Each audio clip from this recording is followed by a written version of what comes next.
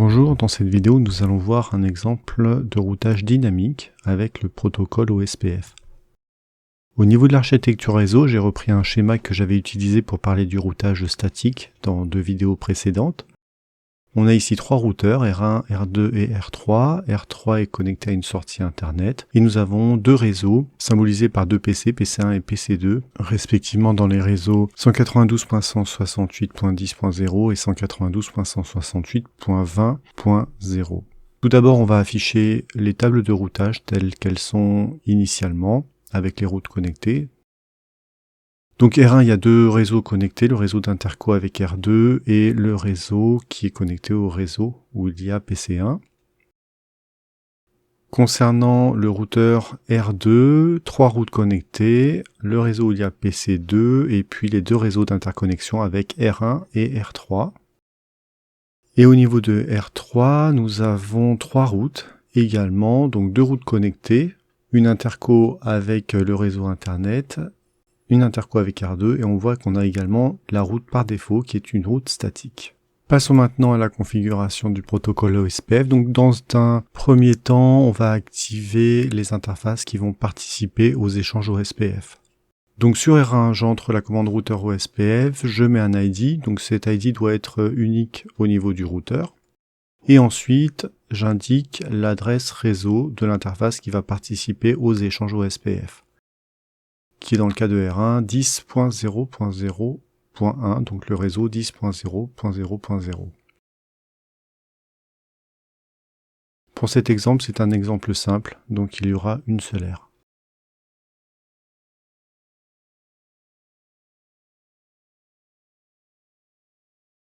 Je fais la même chose avec R2, donc les échanges OSPF entre R2 et R1 seront actifs avec le réseau, avec l'interface qui est connectée au réseau 10.0.0.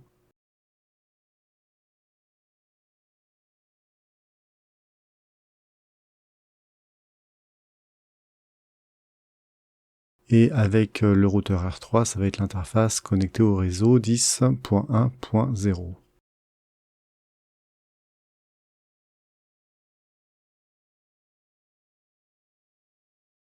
Et je vais appliquer la même configuration sur le réseau R3. Dans ce cas-là, il y aura une seule interface qui va participer aux échanges OSPF. C'est l'interface qui a pour IP 10.1.0.3. Donc on va mettre dans la configuration le réseau 10.1.0.0.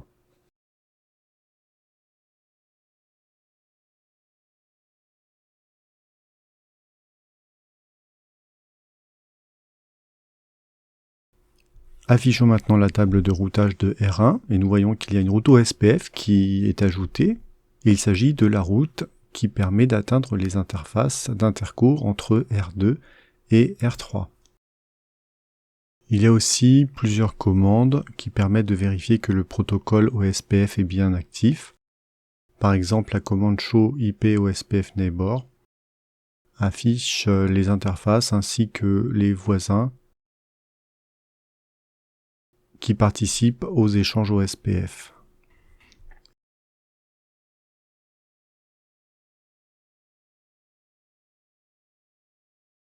Et sur R3, on a également une route OSPF qui s'est ajoutée à la table de routage, la route vers l'interco entre R1 et R2. On va maintenant configurer la redistribution des routes dans OSPF et il s'agit de la redistribution des routes vers les réseaux qui contiennent PC1 et PC2. Donc pour cela, on va se connecter sur le routeur R1 et puis on tape la commande qui permet la redistribution de ces routes. Donc avec cette commande, les réseaux qui sont directement connectés au routeur R1 vont être intégrés aux échanges de routes OSPF. On fait la même chose avec R2. Donc ça va permettre d'intégrer le réseau 192.168.20 aux échanges de routes qui sont faites par le protocole OSPF. Et si on affiche la table de routage de R2, on voit déjà que le réseau vers 192.168.10.0 est maintenant accessible et que la route est apprise avec le protocole OSPF.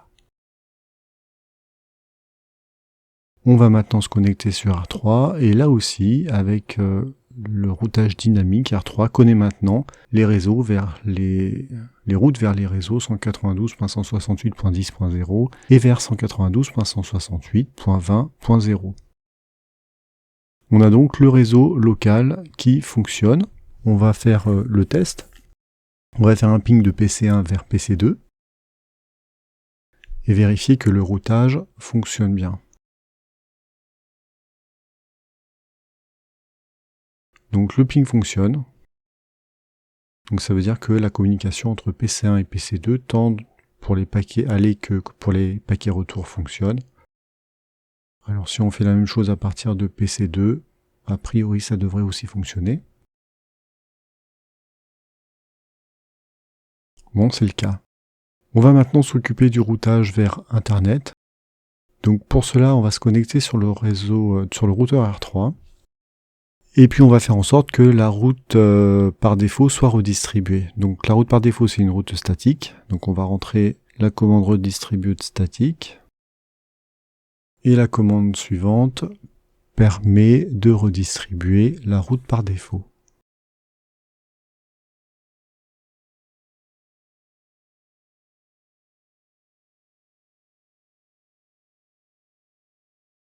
On va vérifier que cette route a bien été redistribuée en se connectant sur R2, et puis on a bien maintenant une route par défaut qui a pour destination 10.1.0.3 qui est l'interface d'interco avec R3. Et si on se connecte sur R1, on a également la même chose, la route par défaut a été ajoutée.